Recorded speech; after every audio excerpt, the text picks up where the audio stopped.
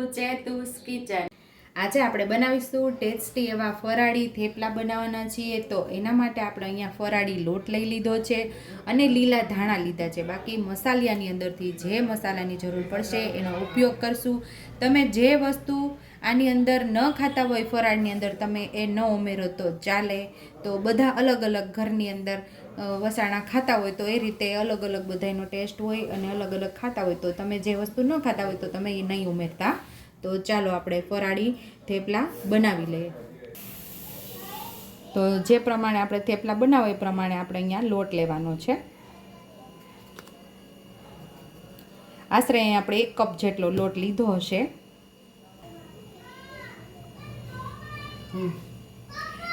આપણે સ્વાદ મુજબ મીઠું ઉમેરશું, લીલા ધાણા ઉમેરી દેશું,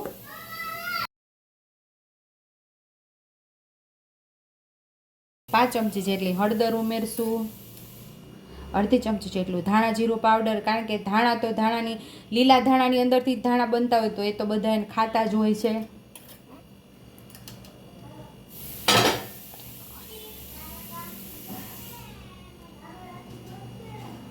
અને 5 ચમચી જેટલું લાલ મરચું આપણે ઉમેરેલું છે। બધું મિક્સ કરી દઈશું।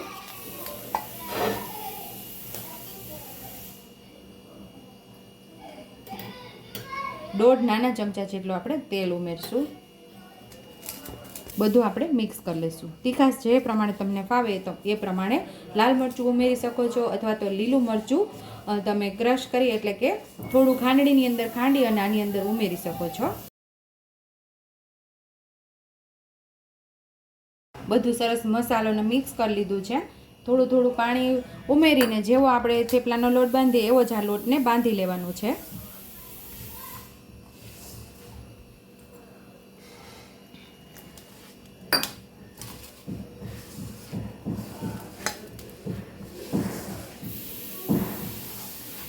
કોઈ પણ વ્રત કે ઉપવાસની અંદર આ થેપલા ખાઈ શકો છો। અત્યારે મોડા વ્રત પણ ચાલે છે તો આવી રીતે થેપલા બનાવી શકો છો। માત્ર એક આની અંદર મીઠું જ ન ઉમેરો તો મસ્ત એવા થેપલા તૈયાર થઈ શકે છે। દહીં સાથે અથવા તો ચા સાથે આ થેપલા તમે ખાઈ શકો છો। એટલે મોડા વ્રતવાળા પણ આ થેપલા ખાઈ શકે।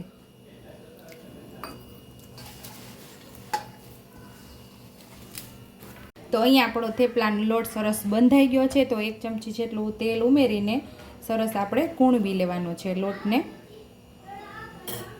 મારા બા તો એવું કહેતા, એટલે કે મારા દાદીમાં, લોટને સરસ ટૂંપો ને તો જ થેપલા અને રોટલી સરસ વ્યવસ્થિત થાય। વ્યવસ્થિત લોટને ટૂંપવાનો એટલે કે મસળી લેવાનો।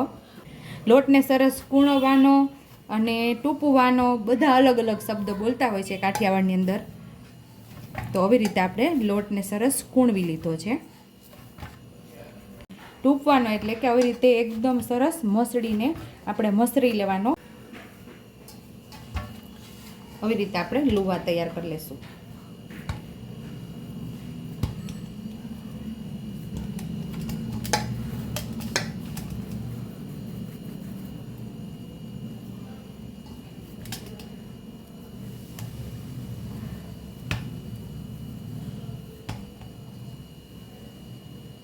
આપણે 1/4 કપ જેટલો લોટ બાંધેલો એમાંથી 10 થેપલા આપણા તૈયાર થશે।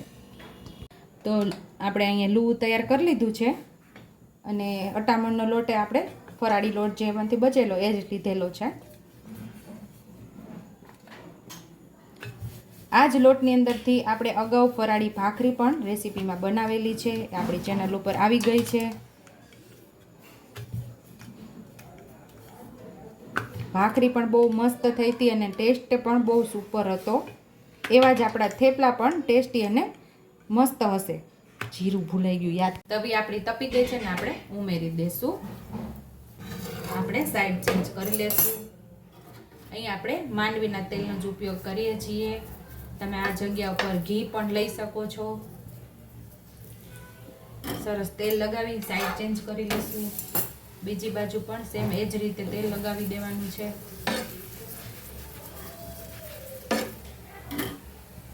સાઈડ ચેન્જ કરી લઈશું। બે સાઈડ ચેન્જ કરીને સરસ આપણે થેપલાને પકાવી લેવાના છે।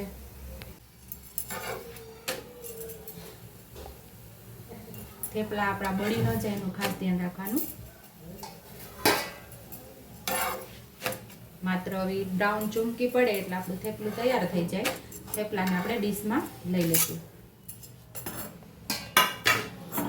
તો એક થેપલું આપણે પાકતું હોય ત્યાં બીજા થેપલાને વણી લેવાનું છે.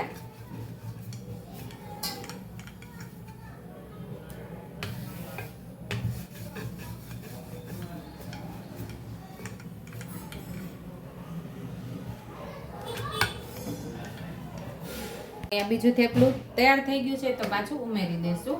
સેમ આ જ રીતે બધા થેપલાને આપણે બનાવી લેવાના છે. એક થેપલું આપણે તવીમાં ઉમેરી દઈએ અને બીજું થેપલું તરત આપણે વણવા માંડવાનું. પાછી આપણે સાઈડ ચેન્જ કરી લઈશું.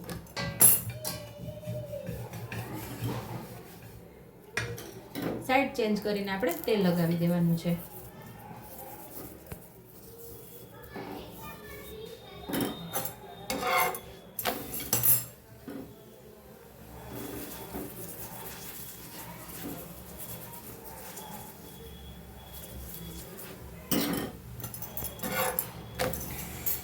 સેમ એ જ રીતે આપણું બીજું થેપલું પણ તૈયાર થઈ ગયું છે. તો આવી જ રીતે બધા થેપલાને આપણે તૈયાર કરી લેવાના છે.